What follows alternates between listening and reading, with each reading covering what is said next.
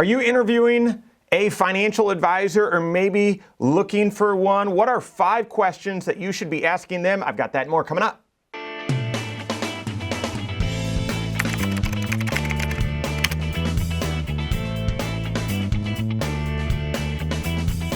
My name is Mike Bernard. I'm the host of the Wise Money Show. I'm also one of the certified financial planners right here at Korhorn Financial Group. Make sure you hit that subscribe button, turn on notifications, and smash that thumbs up button. Are you interviewing a CFP, a financial advisor? Are you looking for one? And likely you're on this channel because you're looking for ideas about how to take the next wise step in your financial life, how to plan appropriately and manage your finances with success. And a certified financial planner, your financial advisor, should be delivering 3 things: clarity on where you stand financially, confidence that you're doing the right things and that you're on track to reach your goals, and then creativity, some new ideas, a different perspective, another way of approaching your financial goals, hopefully to help you get there faster or safer or with greater ease, right? With less sacrifice. So your CFP should offer clarity, confidence, and creativity, and that should provide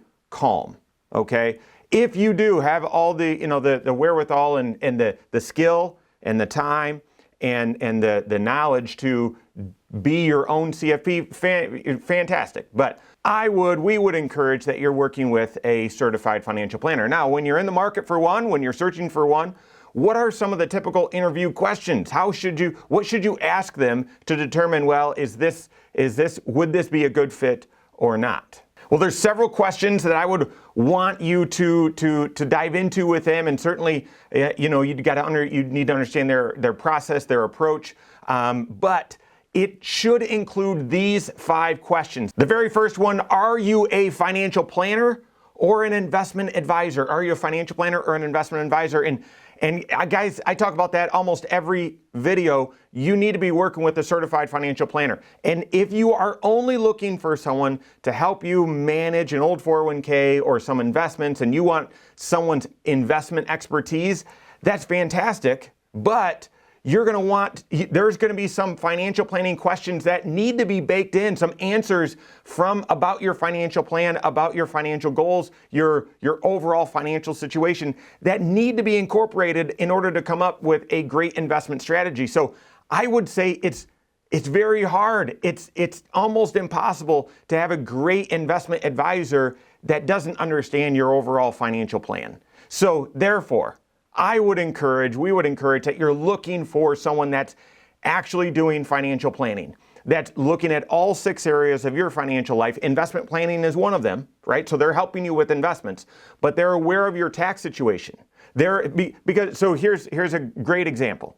The right investment advisor is going to get make recommendations on here's which investment models you should choose, which investment strategies, and so on. But if you're investing into a pre-tax IRA and you really should be doing a Roth, you might have a great investment strategy in the wrong account and paying way too much tax. So you need to be working with a financial planner that's looking at all 6 areas of your financial life. Your financial life has 6 areas to it. Mine does. Warren Buffett does. Everyone's financial life has 6 areas: your present financial position, your protection planning, so risk management, insurances, that sort of stuff. Tax planning, I already mentioned. Investment planning gets so much focus. It's important, but it's one of the 6 areas. Retirement planning or college planning, so your long-term goals, and then estate planning. Those are the 6, okay? And so you've got to look at all 6 of those areas, and then as you approach financial decisions, should you do pre-tax or Roth? Should you be really aggressive with your investment strategy or start dialing it back? You've got to look at all 6 of those areas to make great decisions. And so therefore, yes, you've got to ask this financial professional that you're interviewing, are you primarily a financial planner or are you just an investment advisor and you're looking for a financial planner? The second question then, are you a fiduciary? Are you a fiduciary? And that's a big word. I think it's more commonly understood what that is and that you need to be looking for one right now. But there's still financial professionals out there that are operating that are not fiduciaries. Fiduciary means that you're going to be making recommendations. That financial advisor is going to be giving advice that's in your best interest. And you might say, well, that's logical. Well, there's conflicts. there's conflicts of interest. And there used to be a different standard within the investment world where buyer beware. You know, a financial professional is going to try and sell you something that you might not even need, and so be it. No. That's really almost no longer the case. But you need to be working with someone that is a fiduciary that doesn't take that approach. Someone that is only going to make recommendations that are in your best interest. So someone that is a financial planner should have their certified financial planning designation. A CFP, that means they're adhering to the standards of being a fiduciary. If you work with someone that's at a registered investment advisory, an RIA, that's jargon, sorry, that they should be a fiduciary as well. But ultimately, you shouldn't have to guess. I would ask them, and they should absolutely say, oh yeah, I'm a fiduciary, absolutely, no question.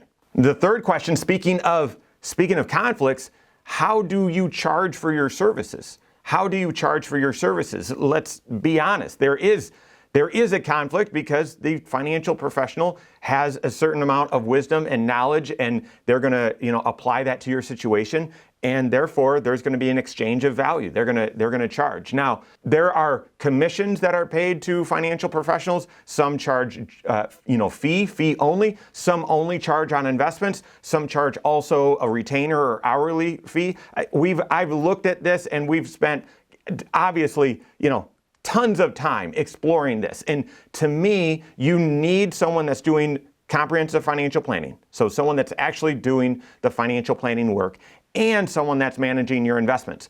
There should be a fee, not a commission, a fee for each of those. If it's someone that's charging a fee to manage your investments, and they say, we're going to do financial planning as well, it'll be worth what you pay for it, which is nothing. So someone that is doing that says they're doing financial planning, but they're not charging separately for it, means they're not doing financial planning. They might add on a service of giving you a retirement analysis or something like that, but that's not comprehensive financial planning. You're going to want to have someone that's charging a flat rate, a fee for their services, for their value. If it's hidden or you don't know what it is, likely it's not in your best interest, okay? So you're going to want someone that's charging a fee for their service, because that's in a world where you get paid for the advice and service that you're providing, as opposed to a commission. A fee is the best approach. And someone that's charging for the financial planning work because they're actually doing it, and charging for the investment management work because they're actually doing that as well. You're going to want to ask that question. You're going to want to understand their approach. I would be looking for fee-based, one that is charging for both the investments and the financial planning. Fourth question, what designations or credentials do you have? Someone that's a financial planner but doesn't have their certified financial planning designation, or isn't pursuing it, isn't about to get it, then they can't be doing really financial planning. If that was your passion, so much so that you're helping other people for it, then you're going to get that designation. That is the standard within this industry. But likely, they should have more than just that designation as well. If they're helping you with any insurances or anything like that, or with your tax planning, likely there's going to be more designations that they would have on top of that. And then the final question, what's your backup plan? Even if you're working with a younger financial advisor, which hopefully I would still be on that end of the spectrum, we've got a full team of CFPs, nearly 20 on our team, and most of them are younger than age 40. It's fantastic. And so, but even if you're working with a younger financial advisor, you need to know what's your backup plan.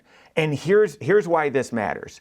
You want to be working with a team, because if you're working with just one individual, they could be doing things, not in a disreputable way, because it's just them. They can, it's hidden. And even if they're not, and they're fully trustworthy, then they could leave the industry. They could have a health emergency. They could whatever, and it's your financial livelihood that's at stake. So what's your backup plan? You want to work with someone that not only has a backup plan, but they work as a team with other individuals. Therefore, everything's out in the open. Strategies are vetted. They stay current with investment or with financial planning concepts and all the rule changes and all that sort of stuff.